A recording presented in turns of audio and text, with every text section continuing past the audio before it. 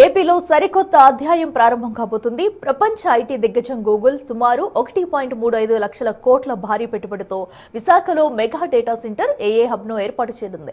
ఇందులో భాగంగా ఈ నెల 28న సీఎం చంద్రబాబు శంకుస్థాపన చేయనున్నారు. ఈ ప్రాజెక్టుతో విశాఖ నగరం కేవలం ఉక్కు నగరంగానే కాకుండా అంతర్జాతీయ స్థాయిలో ఏఐ సిటీగా అవతరించబోతుంది.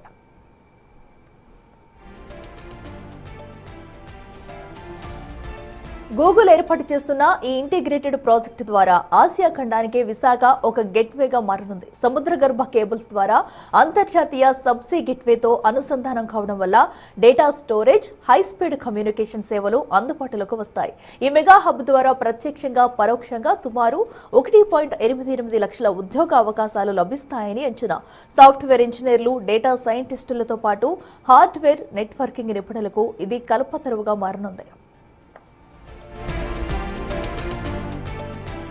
గత ప్రభుత్వ హయాంలో పెట్టుబడులు వెనక్కి వెళ్లినప్పటికీ కూటమి ప్రభుత్వం వచ్చిన కొద్ది కాలంలోనే గూగుల్ను రప్పించి రాష్ట్ర బ్రాండ్ ఇమేజ్ ను పెంచాయి. ఈ నెల 27న Google cloud CEO Thomas Kurian బృందానికి సీఎం తేనెటి విందు ఇవ్వనున్నారు. గూగుల్ రాకతో రిలయన్స్, బ్రూక్ ఫీల్డ్ వంటి సంస్థలు కూడా విశాఖ వైపు చూస్తుండటంతో రాబోయే రోజుల్లో ఏపీ ఐటీ, సెమీకండక్టర్ రంగాలకు కేర్ ఆఫ్ అడ్రస్ గా మారనుంది.